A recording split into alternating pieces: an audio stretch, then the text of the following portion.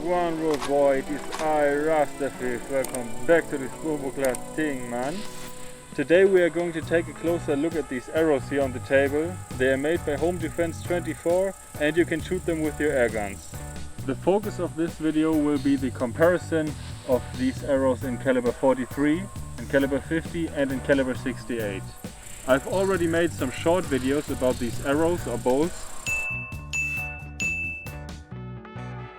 In these short videos I shot at different objects at basically point blank range. So today I will be testing these arrows out at 5 meters, 10 meters and 15 meters. And let's see how far we can actually go with them not being too inaccurate. For caliber 43 we are going to use the T4E Glock 17, chambered in caliber 43. For caliber 50 we are going to use the HDR 50 or TR 50 as some call it. And for caliber 68 we are going to use the HDS 68. Let's start with some general information and then I will be doing a range test. Okay, so there are usually 6 arrows in one of these baggies. So these arrows or bolts are made out of aluminum, just as the tip. And then this back part as well as the vanes are made out of plastic. So this back part here can be taken off and then also you can put it back on just as easy. That feature is both good and bad because you tend to lose these all the time. Since when you shoot something and the arrow penetrates deep enough, the back part will just come off. Then you would have to search for it and that could be quite tedious. So you could just glue them on here. In that case they won't fall off. But then again, when penetrating a surface to the point where you reach the back part and it doesn't come off, it will probably stop the arrow from going any further. These arrows usually come with arrow holders, which, as the name suggests, hold the arrows for you. Okay, you can attach them to any Picatinny rail, just like so. And then you would just attach the arrow.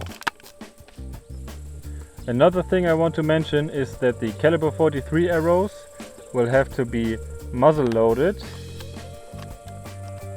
like this. Same thing with the caliber 50 arrows. You only have to put the caliber 68 arrow in from the back, just like you would reload any other round in your HDS 68. So another difference I noticed is not only that caliber 43 does not have vanes at all, but the vanes from the arrow in caliber 50 and the vanes from the arrow in caliber 68 do differ as well, and not just in their shape, but also the vanes from the caliber 50 arrow are a bit softer. As you can see, I can bend them, and it seems like that also happens when putting the arrow into the caliber 50 barrel. As you can see, the vanes are bending. And the vanes from the caliber 68 arrow are more stiff. Even when removing the back part, I can't bend them. And then another small detail here in the back part, you can see how the vanes actually go into there. That's something that you don't have on the caliber 50 arrow. And just like with all the arrows, you will always have a bit of play right here. So the arrow doesn't always sit perfectly centered. And that obviously isn't good at all for the accuracy.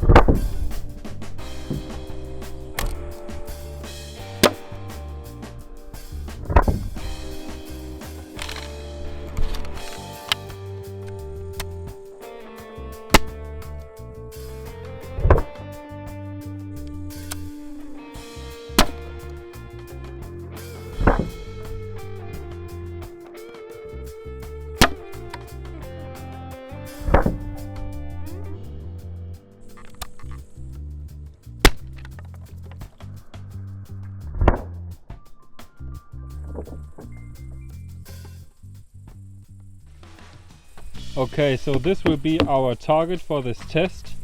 This melon happens to be about the size of a head, and the surface is kind of hard actually, at least much harder than a normal watermelon. Okay, so there you can see the target, and as you hopefully can see, that is about 5 meters away. I won't do the range test with the caliber 43 Glock 17 because I've already done that in another video, and I only have one functional caliber 43 arrow left. And therefore we will start the 5 meter test with the HDR50. When reloading the HDR50, you need to keep in mind that you don't want to push the arrow back too far, because then this part, the back part, would sit in the magazine, which then therefore wouldn't be able to rotate when pressing the trigger. So you would want to have it like this. But let's hope that I hit this melon.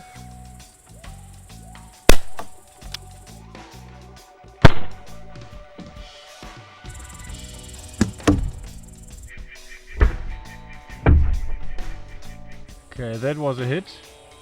I aimed just at the middle. Now in caliber 68.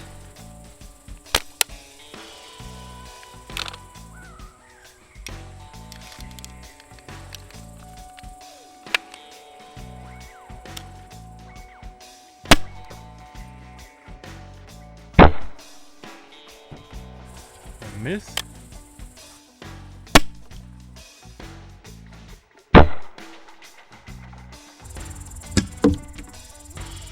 So at 5 meters I already had to aim a bit above the melon, so it doesn't look too good for the accuracy. So this is the caliber 50 arrow and this is the caliber 68 arrow, which seems to have penetrated a bit deeper, which again isn't very surprising because in the short videos I made you could already see that the caliber 68 arrows had the least problems when it came to penetrating different objects. Okay, now 10 meters.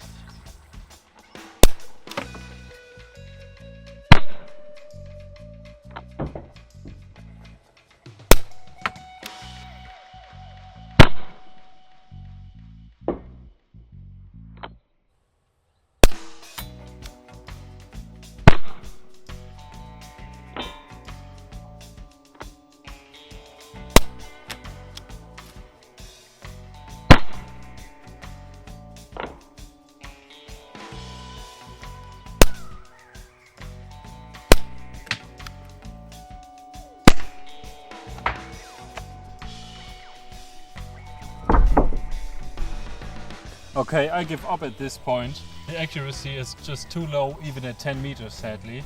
I mean, I guess I would reliably hit a person at 10 meters, but I just couldn't rely on hitting him accurately. Okay, let's try caliber 68 at 10 meters. Damn, way too high.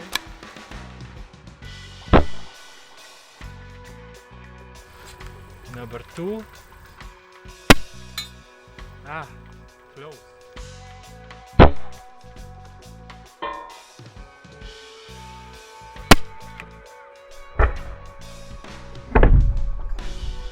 Okay, so this is the last arrow I have. I somehow lost all the others.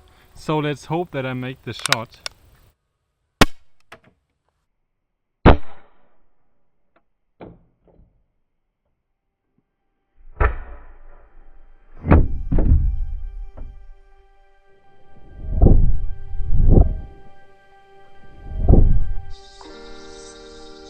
Okay, so as a conclusion, I think you can say these arrows are a lot of fun, but are they really practical? I do not think so.